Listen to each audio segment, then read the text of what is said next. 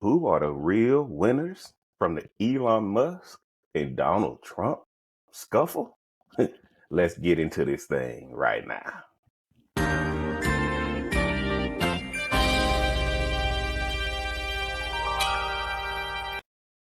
What up, what up, what up? It's your boy JB coming right back at you, man. Welcome back to the channel. Had to jump on here real fast and talk about the Elon Musk and Donald Trump dust up fight.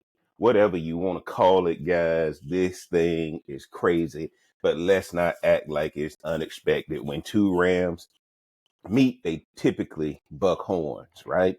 So now, guys, here's what we got. We got two powerful men, right? Two billionaires, two business guys locking horns in the middle of the government system. And I think what has happened here is that at some point, right, whenever you get two strong personalities, one personality has to defer to the other or it's not going to work. And I think now it has just reached a boiling point to where at the end of the day, once Elon Musk was done, because it's hard to be your own CEO in the private sector and then have to work through all the confines of the public sector. And I think he's learning the frustrations right now of what it you think you can go in and change a system or think you can go in and change people. And what you realize is that you can't. Okay. And so I think Elon is very tough for Elon Musk to actually feel like he's doing something that can get done because our government is set up to not get anything done. That's why they fight with people who try to get something done. And everybody's up there enriching themselves. So it's a little bit frustrating when you think you're going to make a difference. And I think the frustration is starting because Elon and Trump want to get things done. Trump has to get them done a certain way. Elon is used to being in charge of all his companies and telling the man to go and they go, telling the man to come and they come. Now, I will say this, guys, before I get into the three winners, because I know that's why you clicked on this video. I will say this. I personally think I'm hearing the allegations of drug use with Elon. And guys, I'm starting to think that that might be a problem. And what do I mean by that? Elon needs to, if Elon is under the care of any doctor who's giving him certain medications, Elon needs to go back to that doctor and get regulated again and try to get him back on track if that is the case. And the reason being, guys, I think that's the only reason Trump is not really ripping into him. I thought Trump was very reserved when Elon was losing it and kind of just going on talking about the Epstein files, talking about all these things. When Elon was losing it, Trump has been very measured. And y'all know Trump don't play when it comes to the drugs and alcohol and that kind of thing. And I'm going to tell y'all why I think there's drugs and drugs or some type of addiction involved. Because when you find out you've got somebody that's dealing with an addiction, you try to bring them closer. Well, they can either lash out or they can embrace it and try to change. And when I'm seeing the lashing out with Elon Musk, my assumption is Trump knows something is going on with him personally, that he never said anything about Elon personally. Because I think what happens, guys, when you get money and you get power, I'm a cigar smoker, right?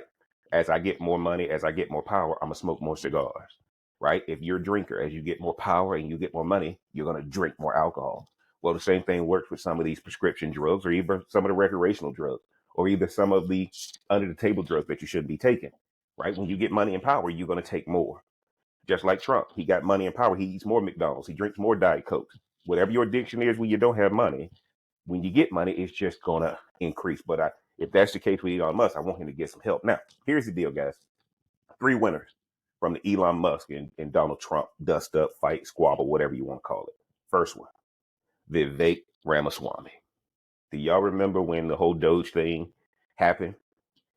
Who's the first person that walked away from Elon Musk? Who's the first person who said, let me go run for governor of Ohio, right? Everybody kind of criticized him. But he was letting everybody know how tough it was to work with Elon. And so when we saw Elon in the Oval Office getting his key to the White House that Trump gave him, Elon had a black eye. Well, rumors are that somebody on Trump's staff clocked it. Now, we don't know if that's true. Elon said that it was his 5-year-old that hit him. So that's what we got to go with since that came from the source. But there were rumors that said there was a fist fight. And one of the things I want you guys to see is that Caroline Levitt, when they asked her about Elon, she said just another outlash from Elon. So they've been used to this for a while. They're not even bothered by it. But if you know somebody's got some type of chemical addiction or substance addiction, you're going to deal with them different. You're going to reply different. And we got to protect Elon Musk because he's one of the biggest innovators out there. But Vivek Ramaswamy walked away, guys.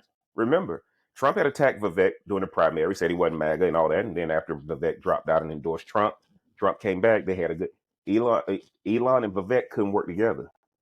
So I'm not surprised that Elon and Trump are at this point right now. Vivek just walked away earlier. Next person who is glad, guys, about this Elon Musk and the Elon Musk dust up with Donald Trump, former President Joe Biden. Do y'all remember what the news was prior to this whole thing with Elon Musk and Donald Trump? It was Joe Biden's mental acuity. It was Joe Biden's use of the auto pen. Jake Tapper had written a book. He who was her? What's her name? The press secretary, right? KJP. She just wrote her book. Now she done switched to independent. Now I'm seeing, where the Bidens have come back, the Biden crew has, or the Biden clan has come back and said that, she was the worst press secretary ever. Keon Jean Pierre. Sorry about that, guys. I ain't good with names, but KJP. Joe Biden was getting crushed in the media.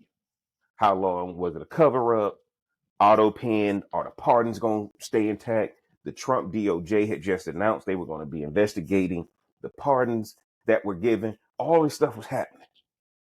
Joe Biden is now not in the news at all because of this Donald Trump and Elon Musk dust up.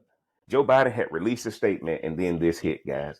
Nobody's talking about anything else. So Joe Biden's probably sitting on the beach in Delaware saying, thank God the heat is off of me. We're not talking about calling people in. We're talking about Elon Musk, Donald Trump, this quote unquote big, beautiful bill, right? You got all the MAGA fighting with Elon. You got some people in MAGA saying, man, we don't need this. Let's get these people together. There's been rumors of a phone call that's going to take place. We don't know, guys. But what I'm telling you is Joe Biden is sitting back pretty because no longer is the spotlight on his administration and some of the issues that people are saying happened due to his mental unfitness, alleged mental unfitness while he was in office. And last winter, guys, last winter, content creator. Guys, it is tough in the summer months for content creation.